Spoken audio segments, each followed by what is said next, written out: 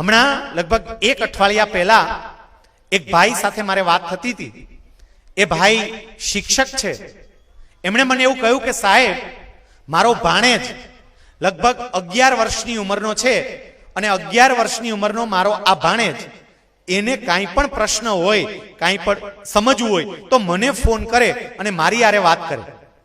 એટલે એક વખત મેં એને એવું કહ્યું, બેટા તું મને બધું પૂછે છે, મારી હારે વાત કરે છે, તો તાર મમ્મી પપ્પા હારે વાત કરતો હોય તો?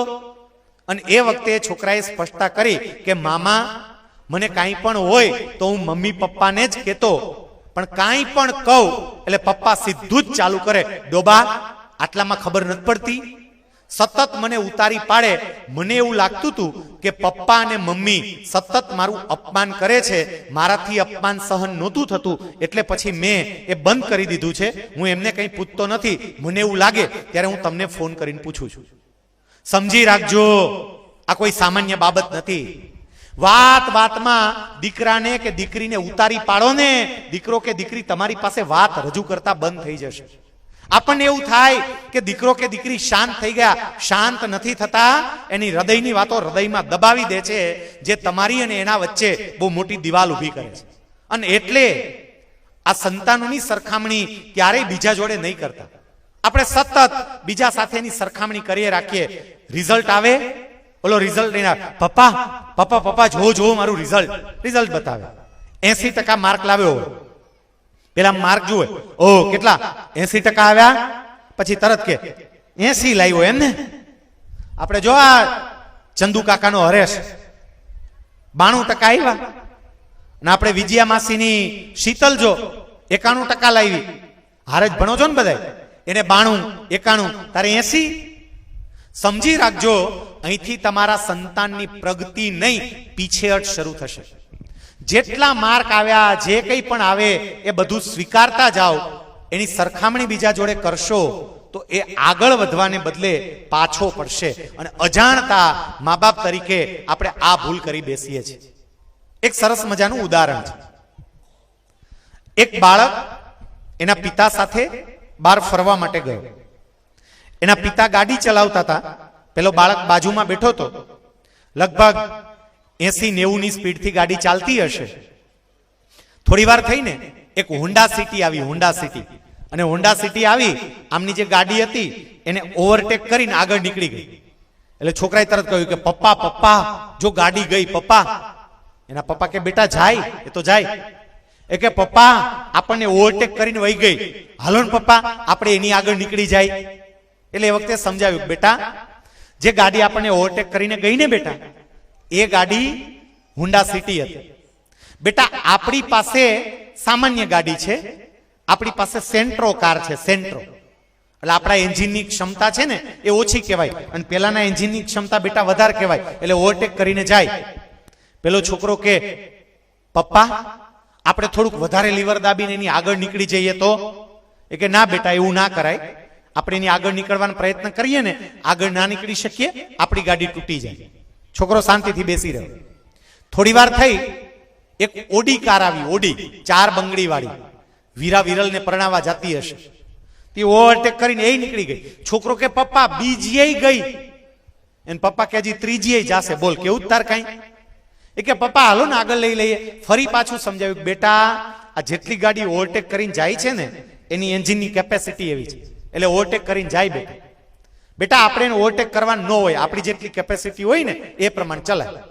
થોડી વાર થઈ, એક ત્રીજી ગાડી આવી, અને સ્પોર્ટ્સ કાર હતી. સ્પોર્ટ્સ કાર હરીફાઈમાં ભાગ લેતી હોય એટલે તો છન કરતી તરત નીકળી ગઈ.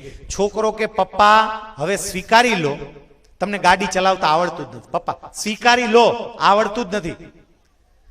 છોકરાના પપ્પાએ ગાડી બાજુ ઊભી રાખી દીધી, અને પછી છોકરા ઉપર ખીજાણ. શું પણ ક્યારનો મંડી પડ્યો છે, આવડતું નથી આવડતું નથી, ક્યારનો બોલ બોલ બોલ બોલ કર્યા જ કરે છે. હું ક્યારનો સમજાવું છું, તને સમજ નથી પડતી? આ જેટલી ગાડીઓ આપણને ઓવરટેક કરીને આગળ નીકળી, એ બધી ગાડીની કેપેસિટી આપણી ગાડી કરતા વધુ છે.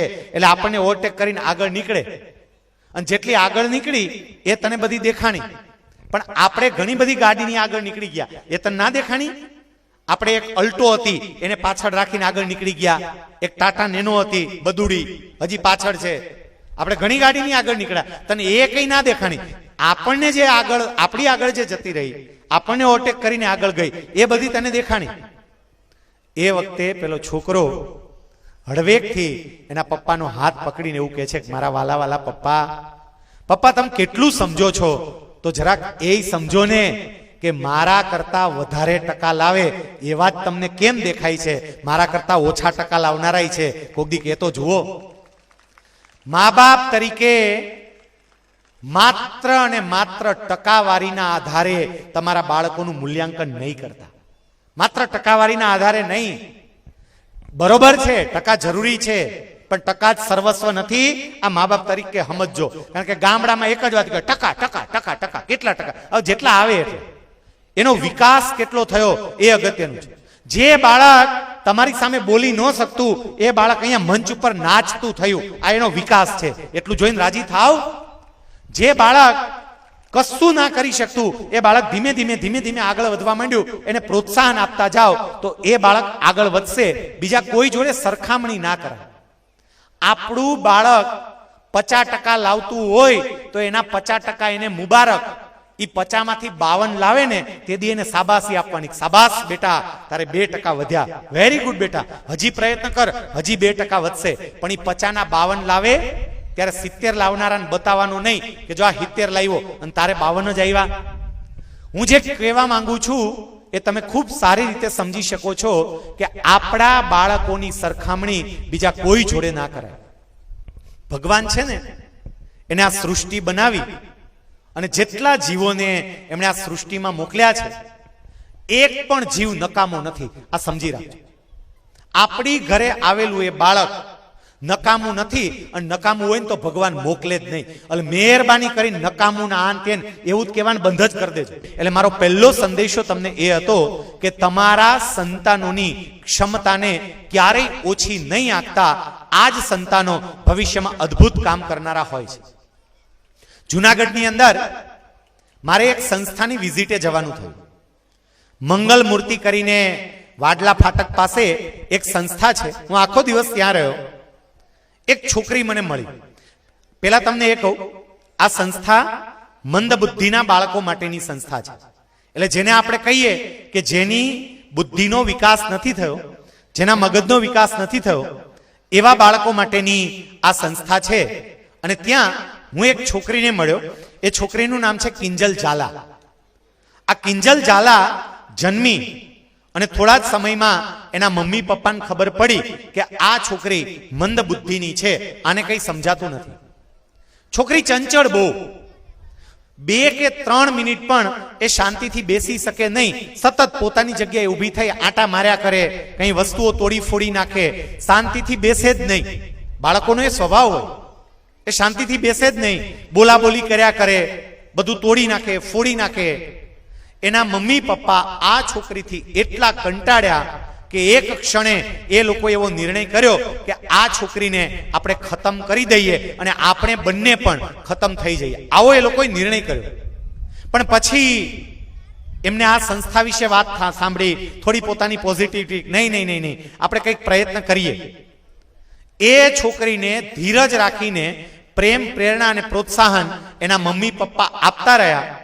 આ કિંજલ ફરી સમજો, એ છોકરી મંદબુદ્ધિની છે, એને વાંચતા નથી આવડતું, એને બીજી કંઈ ખબર નથી પડતી. પણ આ છોકરી ધીમે ધીમે પ્રયત્ન કરતા રહ્યા તો અત્યારે લગભગ 200 જેટલા ગીત અને ભજનો આ છોકરીને યાદ છે, મોઢે છે. 200 જેટલા ગીત અને ભજનો. છોકરી બહુ સરસ રીતે ગાય છે. એ છોકરીને તમે સાંભળો એટલે તમને એવું લાગે કે આ દિવાળીબેન ભીલ બીજો જન્મ લઈને આવ્યા છે, એટલું સરસ ગાય છે. એ છોકરીની 3 સીડીઓ બહાર પડી ગઈ છે. લિપિ વિહોણા સુર આ નામની એની 3 સીડીઓ. ફરી યાદ અપાવું, આજની તારીખે પણ એ છોકરી મંદબુદ્ધિની જ છે, એને કશી જ ખબર નથી પડતી. પણ એ છોકરી ગાય છે એટલું અદ્ભુત, એક કલાકાર બની ગઈ, મંદબુદ્ધિની કલાકાર. કેવી રીતે શક્ય બન્યું? તો કે એની પાછળનું કારણ એ કે આ છોકરીના મમ્મી પપ્પાએ ધીરજ રાખીને એને પ્રેમ આપ્યો, પ્રેરણા આપી, પ્રોત્સાહન આપ્યું.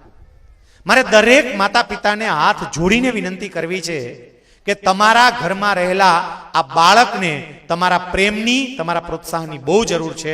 એને પ્રેમ પ્રોત્સાહન આપજો.